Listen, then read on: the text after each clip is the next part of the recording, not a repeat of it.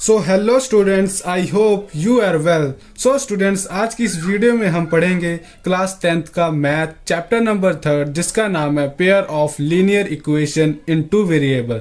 So students, इसकी आज हम लोग एक्सरसाइज 3.5 का फर्स्ट क्वेश्चन करेंगे। तो फर्स्ट क्वेश्चन पढ़ते हैं, क्या है?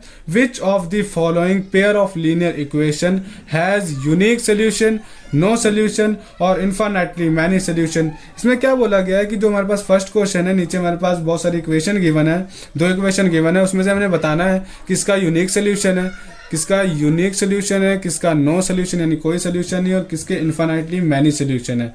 तो इन केस in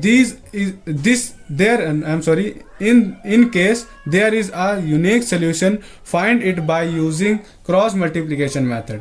क्या बोला है आगे? जिसका यूनिक सोल्यूशन होगा जिस भी पेयर ऑफ लीनियर इक्वेशन का, उसको हमने बाय क्रॉस मल्टीप्लिकेशन मेथड से पढ़ना है, उसको यानी सॉल्व करना है। सो स्टूडेंट, जो हमारा ये क्रॉस मल्टीप्लिकेशन मेथड है, इसको हमने प्रीवियस वीडियो में यानी हमने जो एग्जांपल्स किए हैं उसको हमने क्रॉस मल्टीप्लिकेशन मेथड समझ लिया क्या होता है, इसको हम लोग यहाँ पे यूज करेंगे।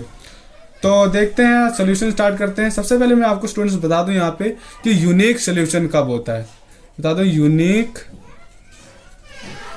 सोल्यूशन कब होगा? जब a1 upon a2 this is not equal to b1 upon b2 होगा। ओके स्टूडेंट्स, तभी होगा हमारे पास यूनिक सोल्यूशन। और नो सोल्यूशन कब होगा? नो सोल्यूशन यानी इसका कोई भी सोल्यूशन ना हो, तो वो क्या, उस केस में क्या होगा? a1 upon a2 is equal to b1 upon b2 is not equal to c1 upon c2। जब ये कंडीशन फॉलो करेगी तो वहां पे लिखेंगे नो सोल्यूशन, कोई भी उसका सोल्यूशन नहीं है। और इन्फिनिटली मैनी सोल्यूशन कब होंगे? इन्फिनिटली मैनी सोल्यूशन कब होंगे? जब हमारे पास a1 upon a2 is equal to b1 upon b2 this is equal to c1 upon c2 होगा। ओके स्टूडेंट्स, ये आप अब ध्यान में रखें, अपनी कॉपी पे नोट कर ले। अब हम लोग यहाँ पे स्टार्ट करते हैं। तो देखते हैं हमारे पास a1 क्या है। a1 हमारे पास 1 है। b1 देखें क्या है हमारे पास? b1 हमारे पास -3 है। और c1 देखें इसी तरह हमारे पास क्या है? -3 है। एंड वैसे नो a2 देखें तो a2 यहाँ पे होगा, तो a2 हमारे पास 3 है और b2 हमारे पास -9 है। और वैसे ही c2 हमारे पास -2 है। ओके, b2 हमारे पास -9 है और c2 हमारे पास -2 है। अब हम लोग यहाँ से देखते हैं किसका यूनिक सोल्यूशन और किसका यूनिक सोल्यूशन नहीं है, यानी नो सोल्यूशन और इन्फिनिटली मैनी सोल्यूशन के क्या हो सकता है इसमें पॉसिबिलिटी देखते हैं। तो a1 अपॉन a2 पहले चेक करते हैं क्या आएगा। तो a1 कितना है? 1 अपॉन a2 कितना है? 3। ओके स्टूडेंट्स, और हम लोग चेक कर लेते हैं b1 अपॉन b2 यानी -3 अपॉन -9। तो माइनस से माइनस कैंसिल हो जाएगा, 3 1 जा 3, 3 3 जा 9, ये कैंसिल हो गया, 1 अपॉन 3 आ जाएगा। यानी a1 upon a2 this is equal to b1 upon b2, दोनों इक्वल आ गए। ठीक है, और तीसरा c1 भी चेक कर लेते हैं। c1 अपॉन c2, तो c1 कितना है हमारे पास? -3 अपॉन -2, तो माइनस से माइनस कट जाएगा, क्या आ जाएगा? 3 अपॉन 2 आ जाएगा। तो देखें a1 upon a2, b1 upon b2 ये आपस में इक्वल है, और ये c1 upon c2 not equal, यानी क्या होगा? ये वाला, इसका कोई भी सोल्यूशन नहीं है। तो लिखेंगे here a1 upon a2 is equal to b1 upon b2 is not equal to c1 upon c2। जब ये हमारे पास दो इक्वल है, यानी a1 upon a2 equal to b1 upon b2 not equal to c1 upon c2, तो यहाँ पे क्या कंडीशन बनती है? हैज नो सोल्यूशन, यानी हैंस यहाँ लिख सकते हैं given pair of linear equation have no solution. तो यहाँ लिख देते हैं नो सोल्यूशन। जिसका कोई सोल्यूशन नहीं है उसको हमने क्रॉस मल्टीप्लिकेशन मेथड से नहीं सॉल्व करना है, उसको हम लोग सॉल्व करें। जिसका यूनिक सोल्यूशन है उसको हमने सिर्फ क्रॉस मल्टीप्लिकेशन मेथड से सॉल्व करना है। तो स्टूडेंट्स, आप इतना पहले फर्स्ट क्वेश्चन कॉपी पे नोट करें, फिर सेकंड क्वेश्चन करते हैं। सो स्टूडेंट्स, जो हमारा सेकंड है, फर्स्ट क्वेश्चन का सेकंड पार्ट, उसमें दो इक्वेशन हमें गिवन है। देखें 2x + y this is equal to 5 and 3x + 2y this is equal to 8। तो इसको हमने देखना है पहले से कितने सोल्यूशन है, यूनिक सोल्यूशन है कि नो सोल्यूशन है या फिर इन्फिनिटली मैनी सोल्यूशन है। सबसे पहले तो हमने ये चेक करना है। तो इसको अगर हमने रीराइट करके लिखा तो कैसे लिख सकते हैं? 2x + y मतलब 5 को इधर लिया तो हमारे पास -5 हो जाएगा इक्वल टू 0। सिमिलर इसको भी ऐसे ही लिख सकते हैं 3x + 2y, 8 को इधर लेके आओ तो -8, this is equal to 0। Okay students, अब क्या करेंगे, इसको हमने सॉल्व करना है, देखना है कि हमारा a1/a2 क्या आता है। तो अगर हम लोग यहाँ पे करें a1/a2 तो क्या है हमारे पास, a1 2 है। ये स्टूडेंट्स आपने, मैं डायरेक्ट कर रहा हूँ, a1/a2 क्या है, a1 हमारे पास ये होता है, b1 हमारे पास ये यानी y का कोफिशिएंट 1 और c हमारे पास ये होता है c1। वैसे हम लोग सिमिलर ऐसे ही करेंगे, यहाँ पे भी a2 ये है, a1 ये है, b2 ये है और c2 हमारे पास ये -8 है। ठीक है स्टूडेंट्स, तो आप अगर ये कर रहे हैं तो पहले इंट्रोडक्शन वीडियो पहले हमारी देख लें, फिर आपको ये समझ में आ जाएगा क्या है। ठीक है, तो अगर a1 हमारे पास क्या है 2 है और a2 हमारे पास कितना है 3। ओके स्टूडेंट्स, ये हमारे पास आ गया। एंड b1/b2 चेक कर लें, b1/b2 तो b1 क्या है हमारे पास 1 है और b2 हमारे पास 2 है। तो देखिए a1/a2 is not equal to b1/b2 आगे डायरेक्ट तो हमको c निकालने की जरूरत है ही नहीं, तो लिखेंगे here a1/a2 is not equal to b1/b2। जब हमारे पास ये कंडीशन बन जाए नॉट इक्वल की, तो मैंने फर्स्ट क्वेश्चन में क्या ही बताया था कि हैंस लिखना है यहाँ पे, has unique solution in given pair of linear equation has unique solution। और क्वेश्चन में ये बोला गया है अगर हमारे पास उसका यूनिक सोल्यूशन है तो इसको हमने बाय क्रॉस मल्टीप्लिकेशन के मेथड से सॉल्व करना है। सो स्टूडेंट्स, मैंने जैसे एग्जांपल में आपको बताया था, जब क्रॉस मल्टीप्लिकेशन मेथड करते हैं तो हम लोग एक फॉर्मूला लिखते हैं। वो फॉर्मूला हमारा कुछ ऐसा होता है 23 12। ये हमारे पास एक नंबर हमको ऐसे याद रखना होता है, 23 12 करके एक नंबर हमको याद रखना है। ये हमारा का एज अ फॉर्मूला आपको याद रखना है क्रॉस मल्टीप्लिकेशन के मेथड में। इसका देखें हम लोग कैसे यूज करेंगे। तो सबसे पहले अब यहाँ पे लिख लेते हैं 2 है, तो फर्स्ट इक्वेशन को ऑब्जर्व करें, ये वाली होगी अब हमारे पास फर्स्ट इक्वेशन। इसको हमने रीराइट करके कैसे लिख लिया, तो फर्स्ट क्वेश्चन को पहले ऑब्जर्व करें, यहाँ 2 लिखा है तो देखें फर्स्ट इक्वेशन में सेकंड टर्म कौन सी है। सेकंड टर्म हमारे पास y है, यानी y का कोफिशिएंट यहाँ पे लिखना है, y का कोफिशिएंट क्या है 1। ठीक है, तो हमने यहाँ पे 1 लिख लिया। अब देखिए थर्ड टर्म कौन सी है -5, तो हमने यहाँ -5 लिख दिया। अब फर्स्ट टर्म यानी 2, फर्स्ट इक्वेशन को पहले हम लोग लिख रहे हैं, और हमारे पास सेकंड टर्म वही है हमारे पास 1। ओके, हमने कोफिशिएंट्स यहाँ पे लिखने होते हैं, ना कि ये वेरिएबल वो नहीं लिखने हमने यहाँ पे। अब स्टूडेंट्स हमने एक इक्वेशन यहाँ लिख दी। अब सेकंड इक्वेशन को ऑब्जर्व करो, वहां देखें सेकंड टर्म कौन सी है -2 यानी +2, आई एम सॉरी, यहाँ पे प्लस का 2 आएगा। और 3 देखें थर्ड टर्म क्या है -8 और फर्स्ट क्या है हमारे पास 3 और सेकंड टर्म कौन सी है 2। ओके स्टूडेंट्स, ये हमने लिख लिया। अब क्या करना है, इसको यहाँ पे, ये हमारा रफ काम है और यहाँ पे हमारा जो फेयर काम होगा वो यहाँ पे लिखना है x/, में पहले लिखो equal to y/, this is equal to 1/। ये ऐसा लिख लिया। मैं आपको बताता हूँ इसका क्या काम होगा यहाँ पे। अब देखें, अब हमने क्या करना है, आप वापस यहाँ पे आओ। अब क्या करना है, इस 1 को -8 के साथ मल्टीप्लाई करना है, यानी 1 को -8 के साथ मल्टीप्लाई करना है। हर बार ऐसे ही करना है, 1 को -8 के साथ मल्टीप्लाई करेंगे कितना आएगा -8। अब आपको एक फॉर्मूले वाला माइनस लिखना ही लिखना है। यहाँ पे ये होता है फॉर्मूले वाला माइनस, ये हमने लगा लिया। एक नंबर मल्टीप्लाई करने के बाद हमने एक फॉर्मूले वाला माइनस लगा लिया। अब क्या करेंगे, सेकंड इस 2 को इस -5 के साथ मल्टीप्लाई करेंगे तो कितना आएगा, देखें 2 5 10, ये आ गया -10। ओके स्टूडेंट्स, अब क्या करना है, ये हमारे पास x वाली टर्म होगी। तो ऐसे यानी एक को हमने -8 के साथ मल्टीप्लाई कर लिया और 2 को -5 के साथ मल्टीप्लाई कर लिया, वो हमने क्या लिख लिया x के डिनोमिनेटर में। अब y के डिनोमिनेटर में हमने ये वाला लिखना है, यानी -5 को 3 के साथ मल्टीप्लाई करेंगे और फिर -8 को 2 के साथ मल्टीप्लाई करेंगे, वो हम लोग लिखेंगे यहाँ y के नीचे। वैसे सिमिलर जब हम लोग 2 को 2 के साथ मल्टीप्लाई करेंगे और 3 को 1 के साथ करेंगे, वो हमने यहाँ लिखना है 1 के डिनोमिनेटर में। ठीक है, तो यहाँ लिखते हैं, अब y वाला लिखना है तो 5 को हमने 3 के साथ मल्टीप्लाई करना है, तो देखिए कितना आ जाएगा -15 और फॉर्मूले वाला -1 यहाँ पे लगाने ही लगाना है। अब हम आप -8 2 को मल्टीप्लाई करेंगे तो कितना आएगा -6 2 आई एम सॉरी 8 2 9 16 होगा, 8 2 16 ये हो गया। अब हमने यहाँ कांस्टेंट टर्म के नीचे लिखना है, तो 2 2 4, हर बार ऐसे ही नीचे को मल्टीप्लाई करना है, 2 2 4 और एक हमने लगाना है फॉर्मूले वाला माइनस और 3 1 3। ओके स्टूडेंट्स, आई होप आपको इतना समझ में आ रहा होगा। अब नेक्स्ट क्या करना है, देखें नेक्स्ट हम लोग कर सकते हैं इसको, अब इसको हम लोग सॉल्व करते हैं। नीचे x/, ये -8 माइनस प्लस का 10, दिस इज इक्वल टू ये y/-15 minus plus 16, this is equal to 1/, इसको अभी एज इट इज अभी ऐसे ही रहने दो, y-3। इसको हम लोग नेक्स्ट स्टेप में सॉल्व कर लेंगे। तो इसको आप सॉल्व करते हैं, x/, +8 -8 और +10 यानी minus plus minus, but sign किसका रहेगा? प्लस का। क्यों? क्योंकि बड़े नंबर में हमारे पास प्लस का साइन है। तो 10 में से अगर 2 माइनस करेंगे, 10 में से 8 माइनस करेंगे तो हमारे पास 2 आएगा। तो हमने 2 लिख लिया।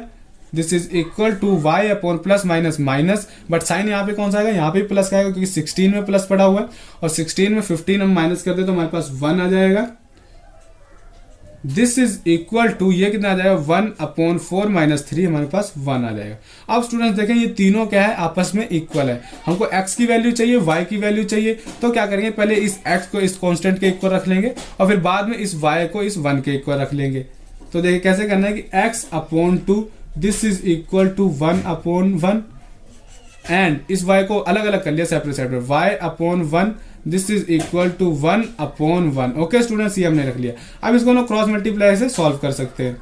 तो ये x इंटू 1 कितना हो जाएगा? x this is equal to 2 1 जा 2, x की वैल्यू 2 आ गई, एंड y की निकालना चाहे तो y 1 के साथ मल्टीप्लाई होगा तो y हो जाएगा, और this is equal to 1। So students, यहाँ पे क्या था? हमारे पास x की वैल्यू आ गई, y की वैल्यू आ गई, हमारे पास यहाँ पे जो क्वेश्चन था वो कंप्लीट हो गया। तो आई होप आपको फर्स्ट क्वेश्चन का सेकंड पार्ट भी समझ में आ गया होगा। तो आप इतना कॉपी पे नोट करें। अगर आपको कुछ नहीं समझ में आ रहा है तो आप मेरे को कमेंट बॉक्स में पूछ सकते हैं। मेरे को यहाँ से स्टेप नहीं समझ में आया तो मैं आपको जरूर उस पर रिप्लाई दूंगा। और अब हम लोग करते हैं फर्स्ट क्वेश्चन का थर्ड पार्ट। तो आप पहले इतना कॉपी पे नोट। सो स्टूडेंट्स, हमारा जो नेक्स्ट है, देखें फर्स्ट क्वेश्चन का थर्ड पार्ट, वो हमारे पास 2 पेयर ऑफ लीनियर इक्वेशन हमें गिवन है। तो इसको हमने सोल्यूशन करना है, यानी इसको हमने सॉल्व करना है। तो देखते हैं सबसे पहले इसके यूनिक सोल्यूशन है, नो सोल्यूशन है, या इनफाइनाइट मैनी सोल्यूशन है। सबसे पहले हमने ये चेक करना है। तो इस इक्वेशन को पहले हम लोग रीराइट करके लिख लेते हैं। ये 20 को इस साइड ले आते हैं इक्वल के, यानी 3x हो जाएगा -5y, और ये हो जाएगा हमारे पास -20। This is equal to 0। इसको हम लोग ऐसे भी लिख सकते हैं, एंड इसको अगर लिखना चाहें तो कैसे लिख सकते हैं? 6x माइनस 10y और -40 this is equal to 0। Okay students, अब क्या करना है? हमने चेक करना है। तो चेक करने के लिए हमारे पास कैसे करेंगे? a1 अपॉन a2 देखते हैं क्या आएगा। तो a1 हमारे पास 3 है और a2 हमारे पास 6 है। तो इसको हम लोग करें सॉल्व, तो 3 1 जा 3 और 3 2 जा 6 आएगा, यानी a1 अपॉन a2 कितना आ गया? 1 अपॉन 2। वैसे ही b1 अपॉन b2 चेक किया जाए तो कितना आएगा? देखें -5 अपॉन में -10। b1 हमारे पास 5 है, b2 हमारे पास -10 है, तो माइनस से माइनस कैंसिल हो जाएगा। ये कितना आ जाएगा? 5 1 जा 5 और 5 2 जा 10, तो 1 अपॉन 2 आ गया ये भी, यानी a1 upon a2 this is equal to b1 upon b2 आ गया। अब सेकंड थर्ड चेक करते हैं, c1 अपॉन c2। तो देखिए ये क्या आता है? c1 कितना है हमारे पास? -20 अपॉन -40, तो क्या माइनस से माइनस कैंसिल हो गया। 20 1 जा 20 और 20 2 जा 40। अब देखिए a1 upon a2, b1 upon b2 ये इक्वल है आपस में, और c1 अपॉन c2 ये भी हमारा इक्वल है। तो लिख सकते हैं here a1 upon a2 this is equal to b1 upon b2 this is equal to c1 upon c2। अब ये जब सारे हमारे पास इक्वल है तो इसका मतलब क्या होगा कि hence given pair of linear equation, given pair of linear equation have infinitely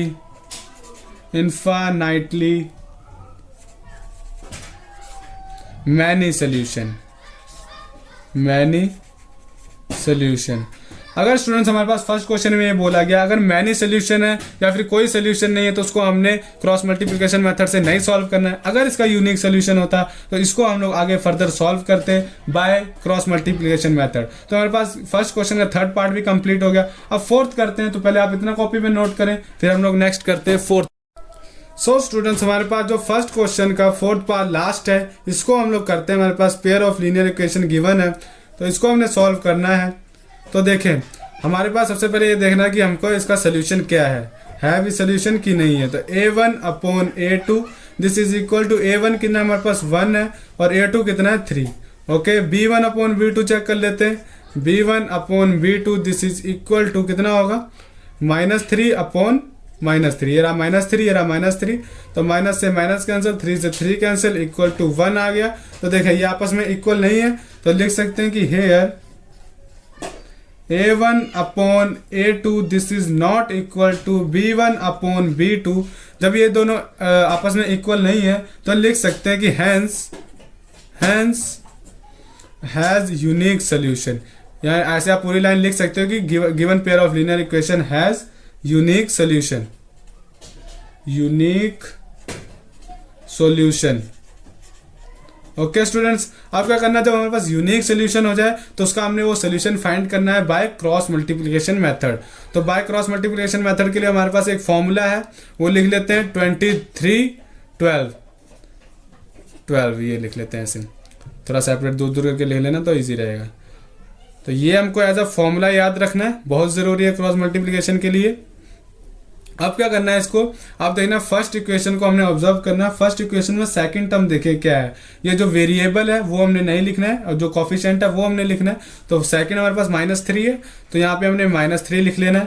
third term देखे क्या है, -7 है तो हमने -7 लिख लिया। और फर्स्ट टर्म हमारे पास 1 है तो 1 लिख लिया। और फिर सेकेंड कौन सी है, -3, तो हमने ये लिख लिया। ओके स्टूडेंट्स, अब हमारे पास सेकंड इक्वेशन ऑब्जर्व करनी है, वो हमने इसके नीचे लिखना है। तो सेकंड इक्वेशन में सेकंड टर्म देखें क्या है, -3, तो यहाँ हमारे -3 हो गया।